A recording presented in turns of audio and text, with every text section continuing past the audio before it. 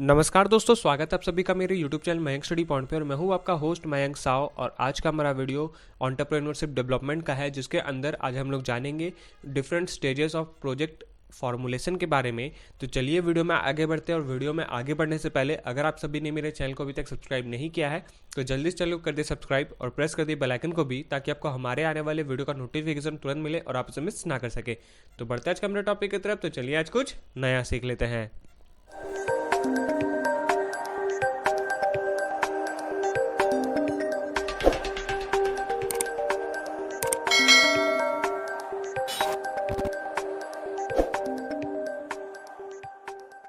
तो दोस्तों बढ़ते हैं आज के मेरे वीडियो की तरफ। तो आज के इस वीडियो में हम लोग सबसे पहले जानेंगे प्रीलिमिनरी प्रोजेक्ट फॉर्मुलेशन, उसके बाद जानेंगे प्री फिजिबिलिटी स्टडी, उसके बाद फिजिबिलिटी स्टडी, उसके बाद सपोर्ट और फंक्शनल स्टडीज़, और आखिर में जानेंगे डिटेल प्रोजेक्ट रिपोर्ट कैसे बनाया जाता है, इसके बारे में बात करते हैं।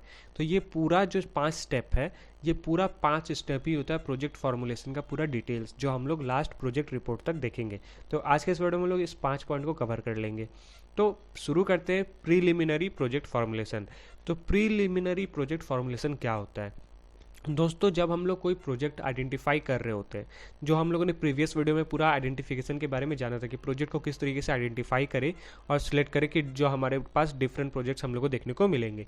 तो उनमें से जब हम लोग सिलेक्ट करेंगे तो वो कैसे सिलेक्ट करेंगे कि उनका आइडेंटिफिकेशन करते हैं, वो कैसा है, वो नहीं है, उसके लोग कैसे, उसके कॉम्पिटिशन्स कितने हैं, ये सारा चीज़ हम लोग बात करते हैं। तो प्रोजेक्ट फॉर्मुलेशन के अंदर भी यही चीज़ होता है कि आप वहाँ देखते हो कि लोगों को किस प्रोडक्ट की ज़रूरत है। जैसे मैं प्रोडक्ट के बारे में बात करूँ किसी एक कमोडिटी के ऊपर, तो किस चीज़ का नीड है, वो क्या चाहते हैं, वो कौन से प्रोजेक्ट से सेटिस्फाई होते हैं, कौन से प्रोडक्ट से सेटिस्फाई होते हैं, और उनको सेटिस्फैक्शन दिलाने के लिए कितने सारी कंपनीज़ हैं, वो कौन कौन से प्रोडक्ट्स यूज़ करते हैं, उनमें कितना खर्च होता है, वो कितना खर्च कर सकते हैं, और आप अगर वो प्रोजेक्ट बना रहे हो, उस प्रोडक्ट को बना रहे हो, तो आपको उससे क्या रिटर्न मिलेगा, ये सारा चीज़ होता है फॉर्मुलेशन। तो यहाँ डेफिनेशन में हम लोग थोड़ा सा ऐसे पढ़ते हैं, the process of project development begins with the conception of A project idea. The process of project development, जो प्रोजेक्ट हम लोग बना रहे होते हैं उस प्रोजेक्ट का डेवलपमेंट कहाँ से शुरू होता है? प्रोजेक्ट आइडिया से। जो आइडेंटिफिकेशन चल रहा है कि हम लोग एक आइडिया लेकर आए हैं और हमारे पास उस आइडिया के लिए बहुत सारे ऐसे प्रोजेक्ट्स हैं, तो हम किस पे इन्वेस्टमेंट करें, ये यहाँ से शुरू होता है। The identification of A project is the itself very important and difficult decision. Project का आइडेंटिफिकेशन करना खुद में ही बहुत इंपॉर्टेंट और बहुत कठिन डिसीजन होता है, बहुत डिफिकल्ट डिसीजन होता है। उसमें क्या देखना होता है? उसमें आपका नीड देखना पड़ता है कि व्हाट इज़ द नीड, कि आपका क्या ज़रूरत है और लोगों को किस चीज़ की ज़रूरत है। फिर उसका ऑब्जेक्टिव क्या है, आप उस प्रोजेक्ट में काम करना चाहते हो तो उसका ऑब्जेक्टिव क्या है, उससे पब्लिक को क्या ऑब्जेक्टिव है, पब्लिक को वो प्रोडक्ट क्यों चाहिए जिस प्रोडक्ट पे आप काम करना चाहते हो।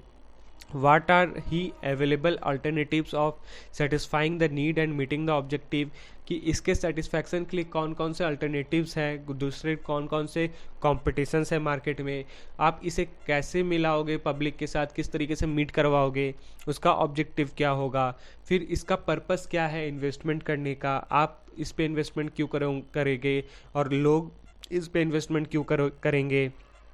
फिर इसका दूसरे और बहुत सारे सिमिलर क्वेश्चंस देखने को मिलते हैं आपको प्रोडक्ट आइडेंटिफिकेशन और सिलेक्शन के अंदर, कि आपको कौन से प्रोजेक्ट सही लग रहे हैं, उनका आइडियाज़ सही लग रहा है, किसका टेक्नोलॉजी सही लग रहा है, ये सारा चीज़ होता है प्रोजेक्ट फॉर्मुलेशन।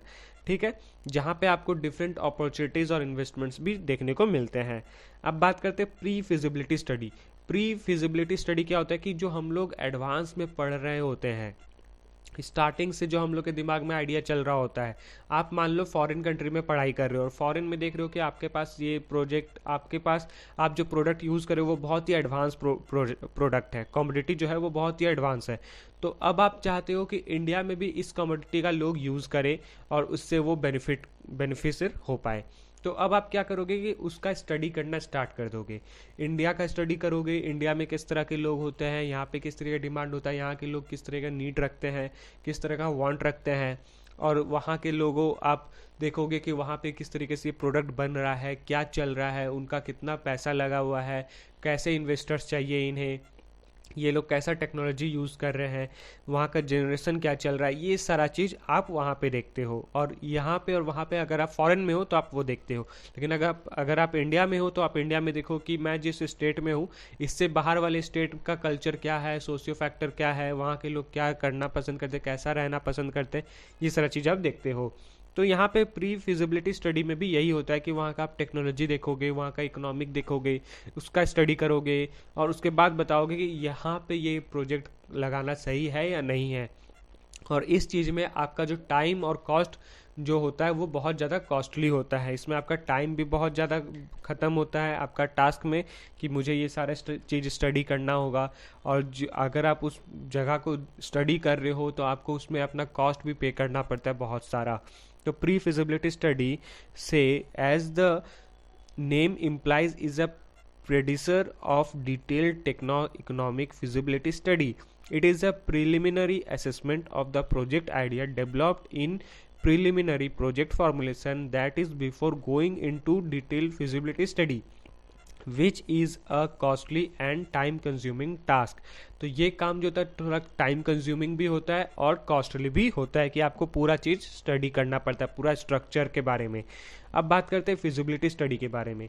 तो फिजिबिलिटी स्टडी क्या हो जाता है, a project can be taken up for implementation only if its feasibility offer. The objective of feasibility study is to define and analyze the critical demands that relate the objective of the project together with the alternative approaches to achieve such objectives. The outcomes of a feasibility study is an aspect of demand capacity at a specified location using particular technology in relation to the defined materials and other inputs at different investment and product cost, and yielding a defined return on investment.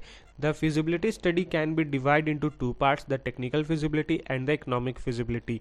Thought both are very much interrelated.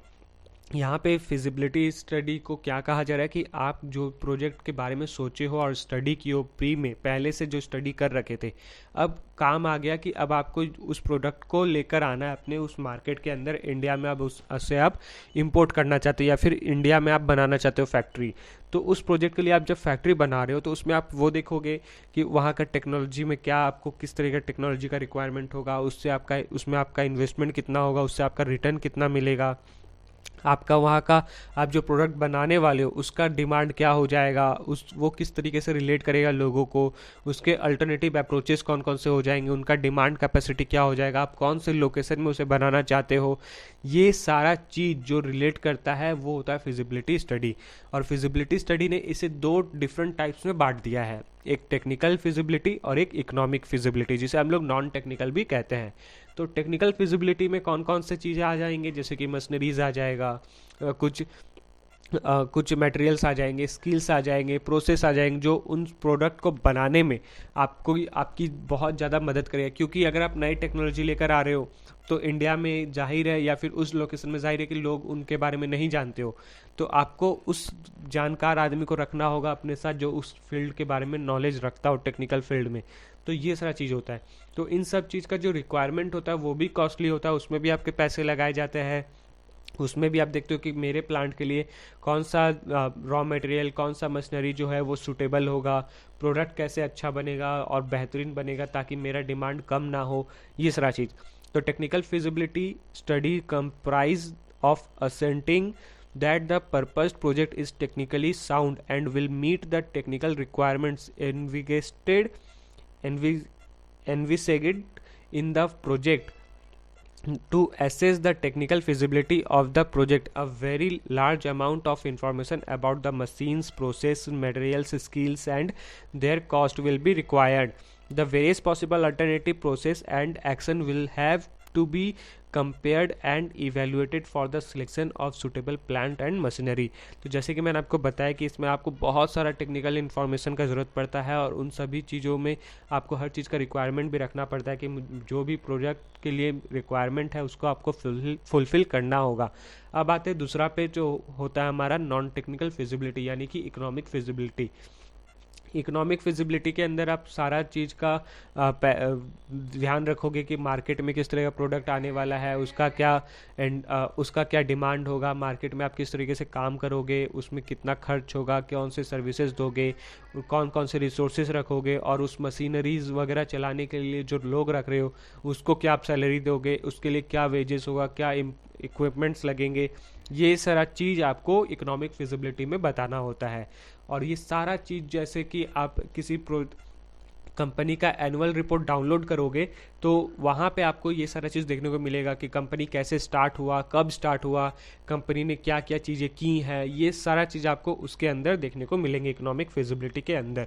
तो उसके बाद आता है feasibility study must include the estimate of the cost showing year wise finance required. जैसे कि मैंने आपको बताया, जहाँ पे आपको आपके कंपनी के शेयर्स बताए जाएंगे, डेप्ट बताए जाएंगे, बैलेंस शीट बताए जाएंगे, प्रॉफिट एंड लॉस बताए जाएंगे, एसेट्स बताए जाएंगे कि आपका प्रॉफिट हो रहा है, आपका शेयर कितना है, आपका नुकसान कितना हो रहा है, आप किन किन लोगों से पैसे ले रखे हैं, आपका लोन क्या है, ये सारा चीज़ आपको बताएंगे। फिर आता है हमारा सपोर्ट और functional studies. Support and functional studies are those activities of project formulation which are confined to some specific elements or functions or a large investment project। Support और फंक्शनल स्टडीज़ क्या काम करती है, वो एक ऐसा एक्टिविटी है जो प्रोजेक्ट फॉर्मुलेशन में आती है यूज़, जो स्पेसिफिक एलिमेंट्स है, जो स्पेसिफिक फंक्शन हो रहा है, लार्ज इन्वेस्टमेंट, जो कोई बड़ा प्रोजेक्ट पे बड़ा इन्वेस्टमेंट हो रहा है, तो उन सभी को एक सपोर्ट देता है कि आपके साथ जो इन्वेस्टमेंट कर रहा है वो आपके साथ सपोर्ट देता है कि चलो ये पैसे आप सही से इस्तेमाल करो, या फिर आगे जो होगा देखा जाएगा, मार्केट किस तरीके से ग्रो करना है, क्या करना है, लिंक देता है। और वो किस तरीके से सपोर्ट मिलेगा, वो सपोर्ट ऐसे मिलेगा कि उसका मार्केट स्टडी करेगा, वो कि मार्केट में वो जो प्रोडक्ट बना रहा है कैसा बिकेगा, मार्केट में लोग कैसे हैं, उनको किस तरह के प्रोडक्ट्स चाहिए, उनका मटेरियल स्टडी करेंगे, वो जो प्रोडक्ट बना रहे वो प्रोडक्ट कैसा है, अच्छा है या ख़राब है, वो जो रॉ मटेरियल्स यूज़ कर रहे हैं उसके लिए। फिर लैबोरेटरी स्टडीज़ करेंगे। लैबोरेटरी स्टडीज़ इसलिए कि प्रोडक्ट बनने से पहले डायरेक्ट मार्केट में नहीं आता, प्रोडक्ट बनने के बाद आपको एक लैबोरेटरी में भेजा जाता है, जहाँ पे वो एक्सपेरिमेंट होता है कि ये प्रोडक्ट सही होगा या नहीं होगा, बेनिफिट है या नहीं है, इसका कुछ नुकसान तो नहीं है लोगों को, ये सारा चीज़। फिर टेक्नोलॉजी सिलेक्शन स्टडी कि आप कौन सा टेक्नोलॉजी यूज़ करोगे, आप कौन से टेक्नोलॉजी का सिलेक्शन करोगे। फिर आता है साइट सिलेक्शन कि आप जो प्रोजेक्ट जहाँ पे बनाना चाहते हो, जहाँ पे प्रोडक्ट को असेंबल करना चाहते हो, वो कौन सा लोकेशन में होगा, वहाँ पे किस तरह के लोग होंगे। फिर पायलट स्टडीज़ की वहाँ पे जो एक्सपेरिमेंटल स्टडीज़ होगा, जो प्रोजेक्ट्स वहाँ पे रियल लाइफ प्रोजेक्ट्स चलेंगे, उनको कंडक्ट कौन करेगा, उनको चलाने वाला कौन होगा, पायलट कौन होगा वहाँ का, ये सारा चीज़। फिर हमारा आता है 5वां पॉइंट, जो आखिरी वीडियो का आखिरी पॉइंट है, वो होता है डिटेल्ड प्रोजेक्ट रिपोर्ट, जहाँ पे आपको पूरा स्टार्टिंग से लेके आखिरी तक हर चीज़ डिटेल में लिखा रहता है कि आपने प्रोजेक्ट कैसे स्टार्ट किया, ये आइडिया कहाँ से आया, इस आइडिया में कितना इन्वेस्टमेंट हुआ है, अब आगे क्या करना है, कैसे करना है, ये सारा चीज़ आपको इस प्रोजेक्ट के अंदर डिटेल्स में लिखा रहेगा, चाहे वो टेक्निकल फिजिबिलिटी हो, नॉन टेक्निकल फिजिबिलिटी हो, हर एक चीज़ डिटेल्स में लिखा रहेगा। तो आप इसे पढ़ सकते हो। वीडियो का बाद आपको डिस्क्रिप्शन में नीचे इसका लिंक मिल जाएगा, आप लोग इस पीडीएफ को डाउनलोड करके पढ़ सकते हो। तो दोस्तों आज के लिए बस इतना ही। उम्मीद करता हूँ कि आप सभी को मेरा वीडियो पसंद आया होगा। तो जाते जाते वीडियो को लाइक करें, और अगर आप चैनल पर न्यू हैं तो चैनल को प्लीज़ सब्सक्राइब करें और प्रेस करें बेल आइकन को भी, ताकि आपको हमारे आने वाले वीडियो का नोटिफिकेशन तुरंत मिले और आप उसे मिस ना कर सके। तो मिलते हैं हमारे अगले वीडियो पर, तब तक के लिए जुड़े रहें मंग स्टडी पॉइंट के साथ। वीडियो को पूरा देख लीजिए। आपका बहुत बहुत धन्यवाद।